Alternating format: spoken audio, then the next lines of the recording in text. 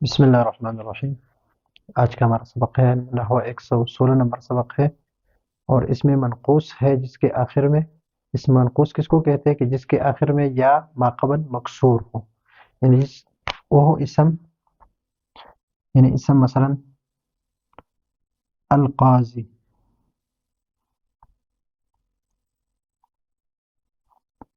القاضی، الہادی، الداعی، الراوی، الجاری، یہ سارے وہ اسماء ہے جس کے آخر میں یا ہو، اور یا سے پہلے حرف پر کیا ہو، زبر زیر ہو، ہادی، عی، رامی۔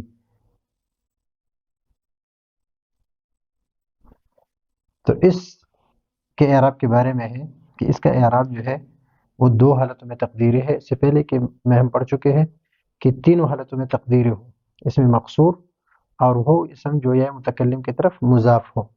اور آج کے سبق میں ہم پڑھ رہے ہیں کہ وہ اسم منقوص جس کے آخر میں یا معقول مقصور ہو، اس کے اعراب دو حالتوں میں تقدیری ہے۔ کتنی حالتوں میں؟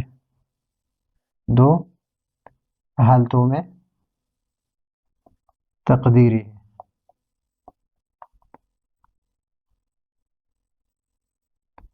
اعراب دو حالتوں میں تقدیری ہے، حالت رفعی میں اور حالت جری میں، یعنی دو حالتوں میں تقدیری ہے، اور ایک میں یعنی حالت نسبی میں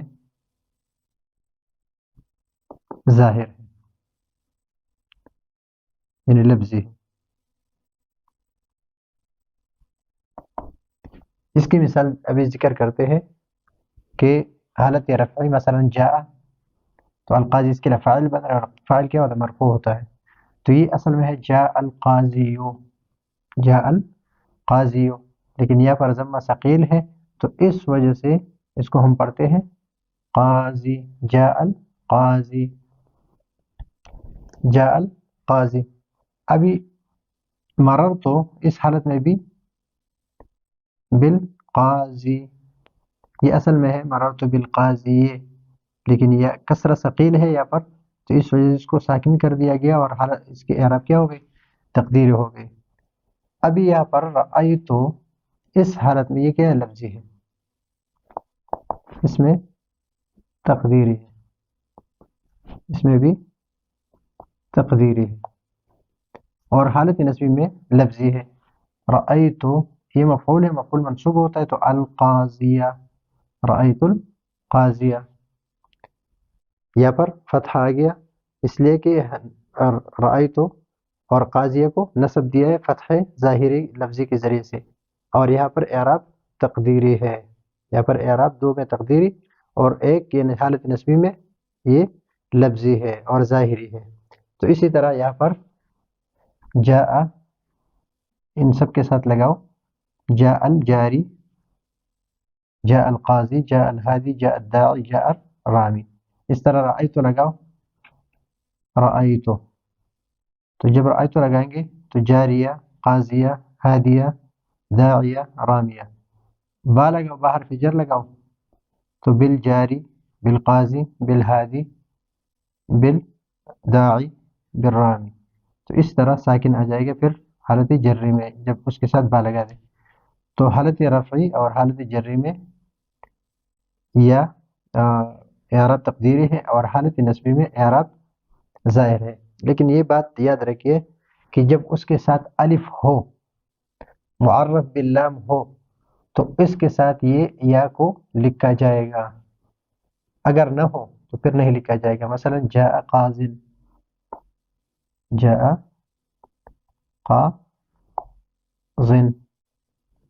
رأيت قاضيا۔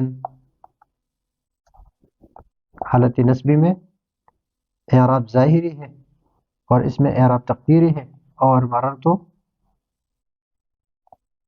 بے، مررتو بے قاضٍ، زن. تو ان دو حالتوں میں پھر اس طرح لکھا جائے گا، اس کے ساتھ یا نہیں لکھا جائے گا.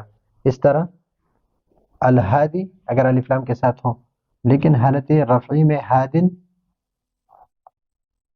حالت نصبی میں ہادین، اور حالت جرنے میں ہادن.